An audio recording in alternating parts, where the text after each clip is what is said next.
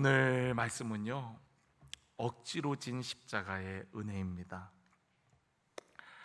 사람들은 대부분 자원하는 일을 아름답게 생각하죠. 그러나 신앙생활을 하다 보면 자원함보다 어쩔 수 없이 감당하게 되는 때가 있어요.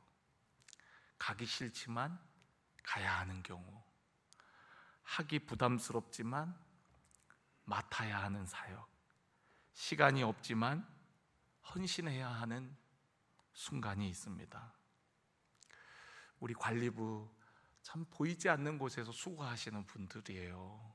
우리 관리부가 주차장과 우리 교회의 여러 시설들을 잘 돌보고 또 차량 또 그 밖에 우리 교회 이런 모든 것들을 잘 관리하기 때문에 우리가 편안하게 교회에 와서 이 공간에서 예배하고 모든 신앙적 활동들을 할 수 있는 거거든요. 이렇게 보이지 않는 곳에서 수고하는 거는 사람들이 잘 하려고 하지 않아요. 교사들도 그렇죠. 어제 우리 교사 세미나 했는데 우리 유치부, 아동부 또 우리 영유아부, 요즘에 우리 여선교회에서 매 주일마다 2분, 3분씩 오셔서 이렇게 섬겨주시는데, 이런 교사가 잘 드러나지 않는 그런 일들입니다. 어쩌면 자원해서 기쁨으로 하시는 분들도 많이 있지만, 어떤 분들은 마지못해서 할 사람 없다고 도와달라고 그래서 끌려와서 하시는 분들도 있을지 모르겠어요. 그런데 그렇게 끌려와서 억지로 등 떠밀려서 하는 일이라 할지라도 그 일도 너무나도 귀하고, 또 그렇게 감당한 사역 가운데에도 하나님께서 주시는 은혜가 있는 줄로 믿습니다. 저에게 있어서 선교가 바로 그런 부분이에요. 저는 선교에 대해서 그렇게 좋은 그런 생각을 갖고 있지 않았어요. 제가 처음 사역했던 서울 한사랑교회는 매년 표가 같습니다. 그 교회는 그냥 선교하는 교회예요. 표가 아마 그 교회가 개척될 때부터 아마 선교하는 교회였던 걸로 알고 있어요. 그러니까 매년 선교하는 교회예요. 정말 제가 모셨던 목사님이 선교에 엄청나게 힘을 쏟는 분이셨습니다. 그래서 교회가 급성장했고 감리교회에서 손을 꼽을 정도로 선교라고 하면은 정말 어느 교회보다도 그렇게 앞장서서 하는 그런 교회였습니다. 연회 때가 되면은 이제 선교사님들이 연회를 참석하려고 한국에 들어오세요. 그러면 저희 교회 같은 경우는 파송 선교사님도 계셨고 또 함께 동역하는 여러 선교사님들이 있는데, 해마다 여러 선교사님들이 4, 5월이 되면은 들어오셔 갖고 수요 예배 때나 주일 저녁 예배 때 이렇게 간증을 하시거나 보고를 하셨어요. 근데 제가 어린 나이에, 그때는 신학교 1, 2학년 때니까 정말 어린 나이에 제가 그분들의 그런 어떤 사역 보고나 간증을 들으면서 저는 어떻게 이렇게 받아들였냐면 도와달라고 하는 그런 요청만 하시는 분들로 여겨졌어요. 그래서 선교사님들이 오면 부담스럽고 교회에서 뭔가 도와드려야 될 것 같고, 그런 마음들, 신학생인 저에게도, 한 부서의 간사로 섬기는 저에게도 선교사님들이 그렇게 이제 보여지고 비춰지는 거예요.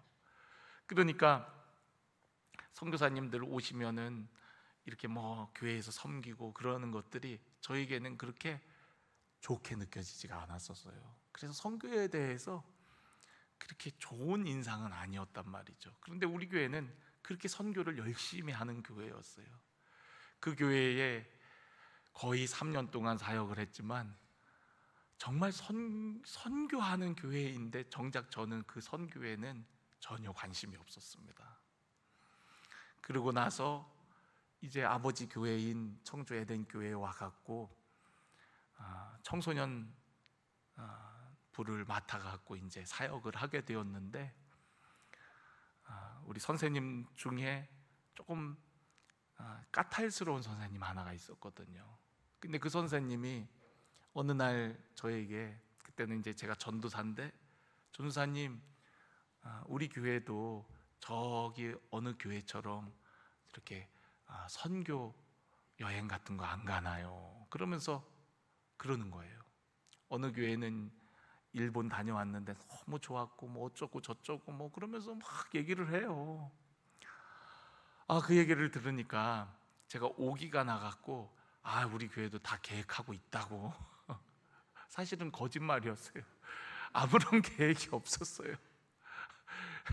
아무런 계획 없이 다 생각하고 있다고, 선생님 좀 기다려 보라고. 그러고서는 그해 겨울 방학 때 이제 아이들과 함께 선교 여행을 계획하게 됩니다. 정작 그렇게 얘기했던 선생님은 안 가셨어요.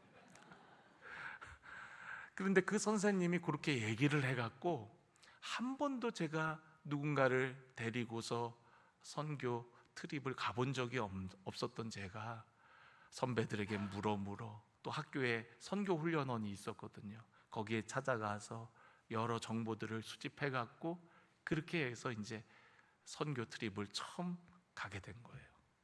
그러니까 제가 어떤 하나님의 마음을 알아갖고 자원해서 하나님 기뻐하시는 이 선교를 해야 되겠다 해서 한 게 아니고, 그 까탈스러운 그 선생님이 얘기하는 그 얘기에 제가 오기로 반응을 하면서 그렇게 해서 처음 선교를 가게 된 거예요. 그런데 그곳에 가서 참 많은 것을 보고 많은 것을 회개하게 됐어요. 저는 선교사님들이 도와달라고만 하는 사람인 줄 알았거든요.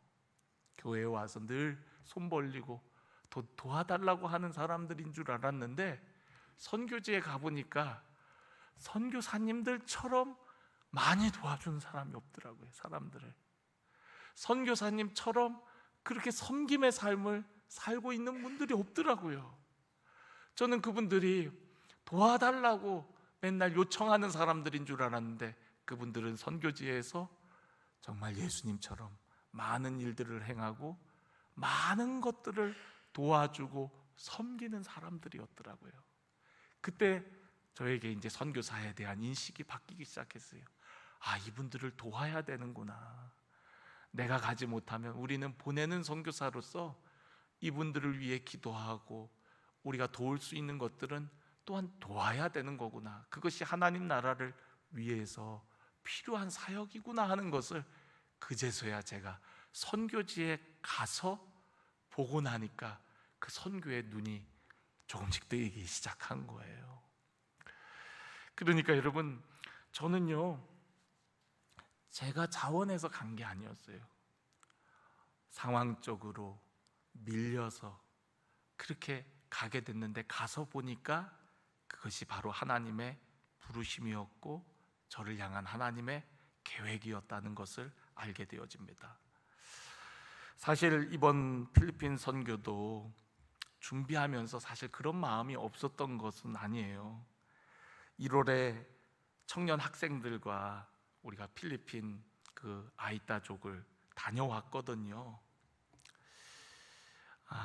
다녀와서 그 땅을 향한 하나님의 마음을 주셔서 우리가 그 땅을 위해서 기도하고 또 섬기기 시작했습니다. 그래서 우리가 4월 달에 우리 교회 50주년을 하고서 우리가 뭔가 의미 있는 일들을 했으면 좋겠는데, 기도하는 가운데 우리 장로님들과 함께 상의하며 우리 함께 가요라는 걸로 걷기 행사, 걷기 대회를 했고, 또 그 걷기 대회 수익금을 우리 지역의 어려운 소외계층을 위해서 우리가 함께 섬겼죠.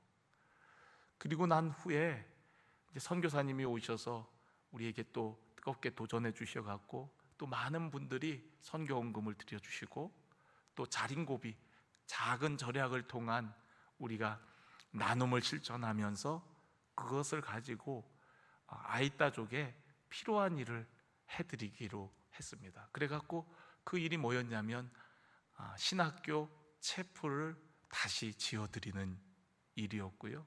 또 그 후에 결혼 30상 해야 될 그런 가정들이 있는데 그것을 좀 지원해 주셨으면 좋겠다.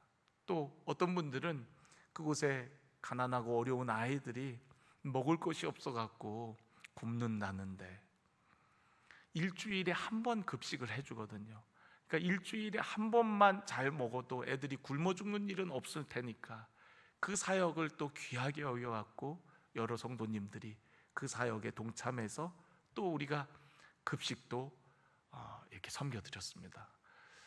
이제 환율이 이제 전쟁으로 인해서 올라가고 뭐 고유가 여러 가지 악재로 인해서 그 필리핀의 아이따족을 섬기는 그 선교사님의 사역이 많이 위축될 수 있는 그런 상황 가운데 여러분들이 드린 헌금들이 일부 보내져서 그 사역이 위축되지 않고 오히려 어려움 가운데 확장되는 그런 결과를 가져오게 되었습니다.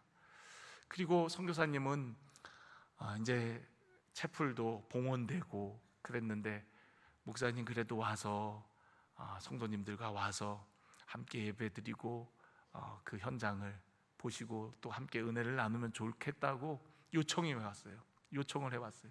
그런데 저희가 돈을 보내드릴 때 보내드리면서 저희 뭐 나중에 안 가도 되니까 나중에 다 된 거 그냥 사진만 찍어갖고 보내주셔도 됩니다 라고 했지만 그래도 꼭 와주셨으면 좋겠습니다. 내가 보니까 선교사님은 우리가 와야 뭐가 또 일이 생기는 것 같아요 보니까. 왜냐하면 우리가 그냥 가진 않잖아요. 그래갖고 어쨌든 와달라고 요청해갖고 사실 저는 1월 달에 다녀왔기 때문에 안 가고 싶어서 요리 미루고 저리 미루고 그러고 있는 찰나에 우리가 얼마 전에 큐티 말씀 뭐였죠? 요나였잖아요. 요나도 하나님의 말씀을 받고 니누의 성에 가서 말씀을 전하라고 했는데 요나가 요리 뺀질 조리 뺀질 그러다가 순종하지 않고 딴 데로 가지 않습니까? 그런데 그 요나가 그 3,000년 전에 요나만 요나가 아니라 오늘 나도 요나더라고요. 박넝쿨 그늘 아래에서 그 박넝쿨에 만족하면서 편안하게 있고 싶어하는 요나의 모습이 곧 나의 모습이더라고요. 필리핀에 가면 일단 가는 것 자체도 힘들고 가서도 센터에서 자면서 그분들 섬기고 또 그러는 게 사실 부담이었어요. 안 가면 좋죠.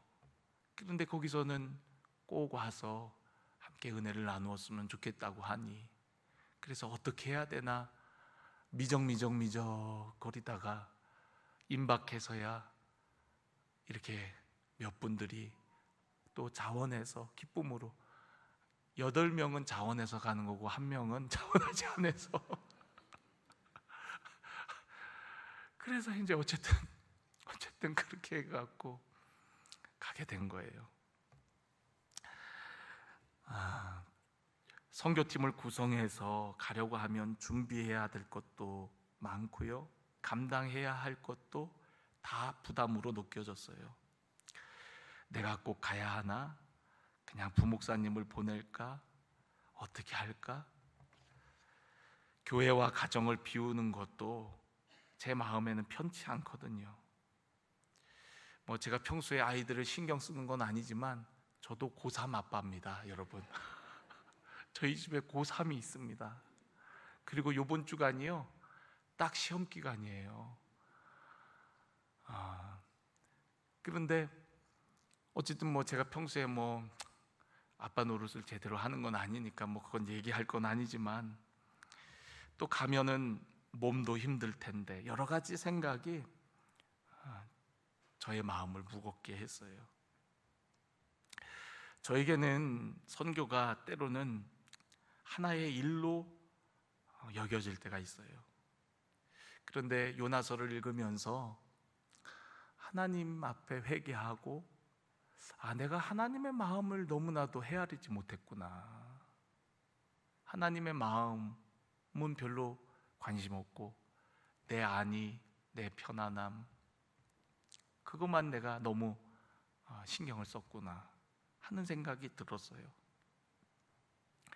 그러면서 하나님께서 주셨던 말씀이 이사야서 6장 8절 말씀입니다. 내가 누구를 보내며 누가 우리를 위하여 갈꼬. 그때에 이사야가 이렇게 고백을 하죠. 내가 여기 있나이다. 나를 보내소서. 여러분, 주님께서 필요로 하시고 어떤 일들을 쓰시고자 할 때 우리는 뒷걸음질 치고 주님, 쟤를 보내세요. 쟤. 이렇게 고백하고 싶을 때가 너무나도 많습니다. 그런데 주님은 그렇게 우리에게 음성을 들려주시는 이유는 바로 나를 원하시기 때문에 내가 가겠습니다. 나를 보내소서. 나의 마음을 드리겠습니다. 나의 가진 것을 드리겠습니다. 이렇게 반응하기를 하나님은 원하시는 거거든요. 그래서 그 말씀을 받고서 미적미적 대다가 급히 주제를 정했습니다. 선교는 하나님의 마음이라고. 이번 선교 트립을 통해 하나님의 마음을 더 깊이 경험하고 품고 돌아오기를 간절히 원합니다. 또한 이를 위해서 기도하는 우리 성도님들에게도, 보내는 선교사로서의 역할을 감당하고 있는 모든 성도님들도 그 하나님의 마음을 깊이 경험하기를 주님의 이름으로 간절히 축원합니다. 오늘 우리가 읽은 본문 말씀을 보면 십자가를 억지로 진 구레네 시몬이라는 사람이 나오게 됩니다. 오늘 여기 성경 말씀을 보면 구레네 사람 시몬이 시골로부터 와서 지나가는데, 그냥 우연히 지나가고 있었습니다. 마침 그때 시골에서 예루살렘을 올라온 거예요. 그런데 로마 군병이 그를 억지로 같이 가게 합니다. 로마 군병들은 그 식민 지배를 하고 있는 그 사람들에게 억지로 오리를, 짐을 지우고 같이 동행할 수 있는 권한이 있었습니다. 예수님께서 너무 힘드셔갖고 그 골고다 언덕 그곳을 잘 오르시지 못하시니까 지나가고 있던 구레네 사람 시몬을 붙잡아다가 예수님이 지셨던 그 십자가를 대신 지고 가라고 시킨 거죠. 그렇게 억지로 십자가를 졌는데, 놀랍게도 그렇게 억지로 진 십자가를 통해서 구레네 사람 시몬은 놀라운 변화의 인생을 살게 되어집니다. 그가 받은 은혜가 어떤 은혜입니까? 그 은혜는 예수님의 마지막 생애인 그 십자가, 그곳을 가장 가까이서 주님과 동행하는 축복을 누리게 되었습니다. 여러분, 예수님은 이미 많은 채찍질을 당하셔갖고 피투성이셨습니다. 피가 머리에서도 뚝뚝 떨어져 갖고 눈도 제대로 뜨실 수가 없으셨을 거예요. 앞이 제대로 보이지도 않고. 그러니까 그 무거운 십자가를 지고 그 골고다 언덕을 오르는 것이 거의 불가능한 상황이었던 거죠. 그래서 이 시몬이 예수님의 십자가를 대신 지게 되었던 거예요. 예수님의 마지막 길이었던 그 골고다 언덕을 함께 했던 유일한 한 사람이 바로 이 구레네 시몬입니다. 3년 동안 예수님을 따라다녔던 제자들은 다 흩어지고 도망가고 아무도 그 길을 함께하는 사람이 없었습니다. 그런데 구레네 시몬, 이 사람만이 예수님의 가장 가까이에서 예수님의 피가 묻은 그 십자가를 져가면서 예수님 옆에서 헐떡이는 그 숨소리를 들어가면서 주님과 그 길을 함께 걸어갔던 사람, 그 사람이 바로 구레네 시몬인 거거든요. 우리가 주님을 가장 깊이 만나는 때는 언제인가요? 편안할 때 우리는 주님을 가장 깊이 경험하나요? 아니요. 편안할 때보다 어쩌면 우리도 주님처럼 고난 가운데 있을 때, 또 아픔 가운데 있을 때, 또 십자가를 질 때 우리는 더욱 주님을 깊이 경험할 때가 많습니다.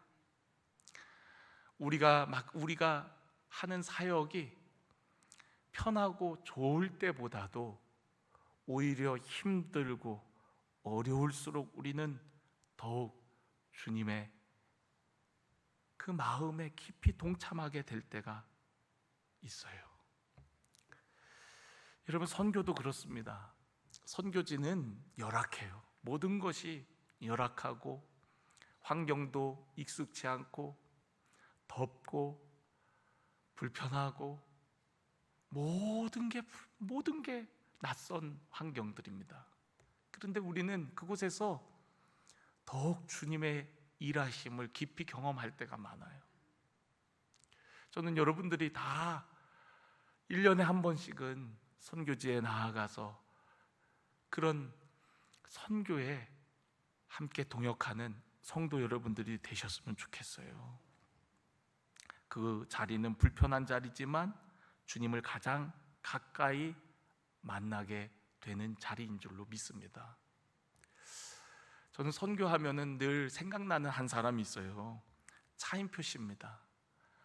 차인표 씨 간증을 이렇게 유튜브에 쳐보면은 그분의 간증이 이렇게 뜨는데, 어떤 간증이냐면,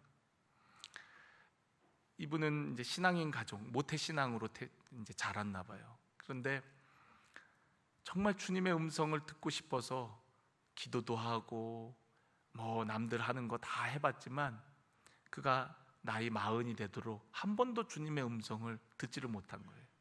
분명 주님 살아계시다는데, 살아계시다면 뭔가 나에게 증거를 달라고, 주님 말씀해 달라고 그렇게 기도했지만 주님이 말씀하지 않더래요. 어떤 뮤지컬에 예수님 역할을 정말 무보수로 그렇게 봉사하고 헌신하다 보면 주님께서 그 역할을 통해서 뭔가 주님이 이렇게 말씀하시는 은혜를 경험하겠지라고 생각하고 그런 것도 열심히 했는데 주님이 말씀하시지 않더래요. 그런데 어느 날 인도 콜카타로 이제 선교 트립을 가게 되어진 겁니다. 선교 트립을 가게 된 이유도 차인표 씨가 가고 싶어서 간 게 아니라 부인 되시는 신혜라 씨, 여러분 아세요? 여러분 TV 안 보니까 차인표가 누군지 모르시죠? 지금 모르는 얼굴이야. 보니까 다 예수님만 알지 차인표는 모르는 것 같아. 하여튼 그 배우 있습니다. 그 차인표 씨의 부인이 신혜라 씨거든요. 근데 신혜라 씨가 컴패션이라는 가난한 어린아이들을 돕는 그 NGO 단체가 있어요. 거기 홍보대사입니다. 그래서 많은 어린아이들을 후원하고 돕는 그런 사역을 하는데, 아내가 이제 홍보대사여갖고 아내가 같이 가자고 해갖고 같이 가기로 했는데 아내가 무슨 일이 생겨갖고 못 가게 된 거예요. 근데 선교팀은 꾸려졌는데 안 갈 수는 없잖아요. 그래서 신혜라 씨 대신에 당신이라도 가서 잘하고 오라고 해갖고 어쩔 수 없이 아내의 설득에 의해서 인도 콜카타로 가게 됩니다. 그 컴패션 선교팀하고 같이 가는 게 불편해갖고 자기는 비행기 1등석을 끊어갖고 혼자 따로 갔대요. 그 컴패션을 이끄는 목사님이 차인표 씨한테 이렇게 부탁을 했답니다. 차인표 씨, 지금부터 만나러 갈 아이들은 전 세계에서 가장 가난한 나라의 아이들입니다. 아무 돈도 없고 먹을 것도 없고 가장 보잘것없는 아이들입니다. 이 아이들을 차인표 씨가 만나면 꼭 껴안아 주세요. 고생했다고 위로해 주시고 사랑한다고 말해 주시고 너는 사랑받기 위해 태어난 사람이라고 그렇게 위로해 주시면 좋겠어요. 차인표 씨도 이왕 간 김에 뭐 그 정도는 하겠다고, 그러고서 이제 드디어 섬기기로 한 그 지역에 도착을 하게 됩니다. 한 7살쯤 되어 보이는 까무잡잡한 어떤 아이가 차인표 씨가 쓴 차 앞에 몇몇 아이들이 서 있었던 모양이에요. 그리고 그 중에 한 아이가 웃으면서 차인표 씨에게 손을 내밀었다 그래요. 너무나 빼빼 마르고 옷도 지저분하고 냄새가 나는 아이였는데 그 아이는 차인표가 다가가자 손을 내밀었고 맞잡아 주었다고 합니다. 그런데 그때 그 순간, 그토록 차인표 씨가 40년 내내 예수님을 믿으며 주님의 음성을 듣고자 했던 그 주님의 음성을 그 순간 듣게 되어집니다. 이런 음성이었다 그래요. 인표야, 정말 수고 많았다. 내가 너를 오랫동안 기다렸단다. 얼마나 외로웠니? 얼마나 힘들었니? 내가 너를 이제 위로해 줄게. 내가 너를 사랑한다. 너는 나의 사랑을 받기 위해 이 세상에 태어났단다. 여러분, 차인표 씨가 그렇게 얘기해 주러 간 거예요. 그런데 오히려 그 아이의 손을 맞잡을 때 주님의 음성이 들리는데 그 순간 주님께서 말씀하시더라는 거예요. 힘들었지? 외로웠지? 내가 너를 기다리고 있었단다. 여러분, 선교지는 우리가 섬기러 가는 것 같지만 그것이 아니라 하나님께서 하시는 그 일에 우리가 보고 함께 동참하기 위해서 가는 거예요. 차인표 씨는 그때부터 컴패션을 통해서 수많은 아이들을 섬기기 시작했다고 합니다. 예수 그리스도의 이름으로 한 어린아이의 손을 잡았더니 그 아이들에게 나는 천사가 되어 있었다라는 고백을 합니다. 여러분, 천사는 다름 아니라 예수님의 마음으로 손을 잡아주고 그리고 그들의 필요를 섬기고 안아주는 그 사람이 바로 천사라는 거예요. 예수님의 이름으로 그들을 안아주었을 뿐인데 나는 그들에게 천사가 되어 있었다라고 얘기를 합니다. 여러분, 예수님의 마음으로 섬기는 그 섬김이 곧 천사의 손길이요 하나님의 손길이요 우리를 통한 하나님의 일하심을 보게 되어지는 줄로 믿습니다. 구레네 시몬은요 성경에 단 한 번 등장합니다. 그런데 이상한 점은 마가는 이렇게 구레네 시몬을 얘기합니다. 알렉산더와 루포의 아버지인 구레네 사람 시몬이라고 얘기하고 있어요. 왜 아들의 이름까지 기록했을까요? 그것은 바로 그 아들들이 이 마가복음을 저술할 때 초대교회에 훌륭한 일꾼들이 되어 있었던 거죠. 그러니까 저 알렉산더와 루포의 아버지 구레네 시몬, 그가 억지로 십자가를 졌지만 이렇게 표현을 하는 겁니다. 그러니까 여러분, 알렉산더와 루포는 그 초대교회 성도들이 누구나 다 알 정도의 교회의 헌신자, 일꾼이었다라는 것을 알 수가 있어요. 로마서 16장 13절에 보면은 바울이 로마서를 마무리하면서 이렇게 인사를 합니다. 주 안에서 택하심을 입은 루포와 그의 어머니에게 문안하라. 그의 어머니는 곧 내 어머니니라 라고 얘기합니다. 여기서 등장하는 루포가 바로 구레네 시몬의 아들입니다. 여러분, 사도 바울이 루포의 어머니에게 문안하라. 그의 어머니는 누구의 어머니라고요? 내 어머니라고. 여러분, 구레네 시몬의 아내를 통해서 돌봄과 섬김을 받아갖고 오늘날의 사도 바울이 있다는 거예요. 그래서 사도 바울이 루포의 어머니는 내 어머니라고 얘기를 합니다. 그 정도로 사도 바울에게 큰 영향을 미쳤던 신앙인이 바로 구레네 시몬의 아내였던 거예요. 여러분, 구레네 시몬은 억지로 십자가를 졌지만 그 한 번의 십자가, 그 하루의 그 십자가를 짐을 통하여서 그의 삶이 바뀌었고, 또한 그의 가정이 변화되었고, 그의 자녀들이 믿음의 자녀들로 세워지게 되었고, 초대교회의 훌륭한 일꾼으로 세워져서 초대교회 성도들이라면 누구나 그의 이름을 알 정도로 그의 이름이 언급되고 있다는 거예요. 뿐만 아니라 구레네 시몬의 아내는 사도 바울을 사도 바울 되게 하는데 결정적인 영향을 주었던 신앙인이었다라는 거죠. 여러분, 놀랍지 않습니까? 억지로 진 십자가, 주님을 알지도 못하고 시골에서 올라오자마자 갑자기 끌려가서 대신 진 십자가가 그의 인생을 완전히 바꿔놓았어요. 믿음의 가정으로. 그런 경우들이 참 많습니다. 저희 집도 그래요. 저희 집도 아버지가 예수 믿으려고 해서 믿지 않았습니다. 공부는 하고 싶은데 저희 할아버지가 많이 배운 놈은 큰 도둑놈 된다더라.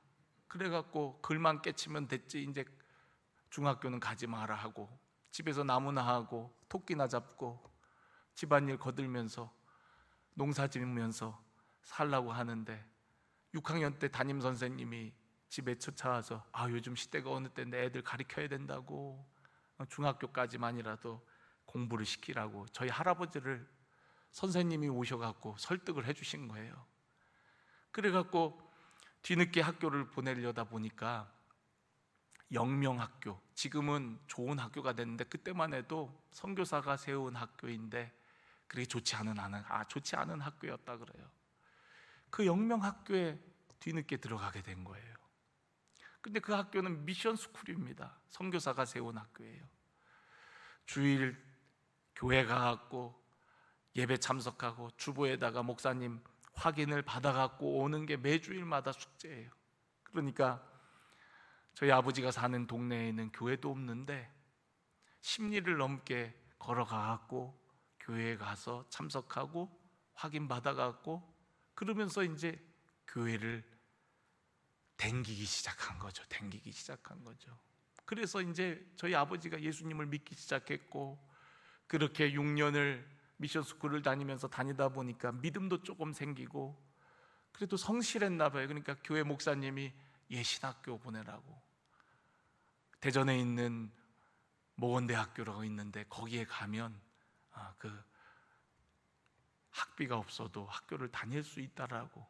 그때만 해도 가난한 학생들을 위해서 농장에서 1년 동안 농장 일을 하면은 학교를 다닐 수 있도록 그렇게 해주는 제도가 있었다는 거예요. 그렇게 해갖고 농장 장학생으로 들어가서 1년 동안 학교 농장에서 일을 하고 그 다음 해에 입학을 해갖고 신학생이 됩니다. 저희 아버지가 그렇게 해서 예수를 믿은 거예요. 정말 선생님의 권유가 아니었다면, 정말 할아버지 말씀처럼 많이 배운 놈은 큰 도둑놈 된다더라 해갖고 안 배웠다면, 학교를 안 갔다더라면 영영 예수님을 알지 못했을 터인데, 6학년 때 담임 선생님이, 고등학교 3학년 때 담임 선생님이 학비 없어도 공부할 길이 있다더라 해갖고 보낸 곳이 신학교였고, 그렇게 해서 주의 길을 가게 되었고, 그 한 사람의 변화가 오늘 저희 가정의 변화이거든요. 어떻게 보면은 자원해서 갔다기보다 억지로, 상황적으로 어쩔 수 없이 그렇게 갔던 길이 주님이 기다리고 계셨고 주님이 예비하셨던 길이었던 것이죠. 또한 여러분, 시몬은요, 이름을 남기려고 십자가를 진 것은 아니었지만 그의 이름이 복음서에 기록이 되어 있습니다. 여러분, 하나님은요, 이름 없이 빚도 없이 수고하고 헌신한 그 사람들을 기억하시는 분인 줄로 믿습니다. 우리의 작은 섬김, 사람은 몰라줘도 하나님은 기억하시는 줄로 믿습니다. 하나님께서는 우리의 작은 섬김과 그 순종을 열매 맺게 하시고 또한 그것을 통해서 하나님 영광 받으시는 분이세요. 구레네 시몬이 이날 시골에서 올라왔을 때 자기가 예수님의 십자가를 대신 질 줄 알았을까요? 그런데 여러분, 그날이 바로 시몬의 인생을 바꾸는 날이 될 줄 누가 알았겠습니까? 차인표 씨가 콜카타에 아내 대신에 어쩔 수 없이 끌려갔지만 그곳에서 그동안 아무리 노력하여 들으려고 했던 주님의 음성을 듣는 날일 줄 누가 알았겠습니까? 선생님이, 까탈스러운 선생님이 얘기한 그 말에 의해서 시작된 그 선교가 저의 인생의 선교에 대한 눈을 뜨게 하는 중요한 전환점이 되게 될지 누가 알았겠습니까? 이번 비전 트립이 너무나도 짧은 여정인데 이 짧은 여정이 우리의 인생에 정말 하나님의 놀라운 은혜를 경험하게 되는 선교 여정이 되게 하실지 누가 알겠습니까? 혹시 여러분 마음속에도 어떤 일을 할 때에 부담스러운 마음, 또 힘들 것 같은 마음, 꼭 내가 해야 되나 하는 그런 마음과 생각이 있다면 여러분, 그 마음 때문에 낙심하지 마세요. 구레네 시몬도 그런 마음이었을 겁니다. 왜 하필 나야? 아이, 재수 없어. 왜 하필 나야? 여기 다른 사람들도 많은데. 그런데 여러분, 왜 하필 나야가 구레네 시몬의 인생을 바꾸고 그의 가정을 바꾸고 그의 이름이 천국에 기록되었을 뿐만 아니라 오늘 우리가 읽는 성경에도 기록되어서 우리는 그 이름을 영원히 기억하는 이름이 되었습니다. 억지로 한 순종일지라도 하나님께서는 그것을 은혜로 바꾸시는 분이세요. 저는 여러분의 삶이 그러한 인생이 되기를 간절히 원합니다. 우리가 드린 작은 것, 또 때로는 부담스러운 마음으로 참여하고 동역했던 그러한 일들이 하나님께서는 놀라운 은혜로 바꾸셔서 그 일들을 통해서 풍성한 열매를 맺게 하시고 하나님 나라의 영광을 보게 하시고 또 주님의 사역에 조금이나마 쓰여지는 기쁨을 누릴 수 있는 그런 은혜, 오늘 저와 여러분 안에 그런 은혜가 꼭 있게 되어지기를 주님의 이름으로 간절히 축원합니다.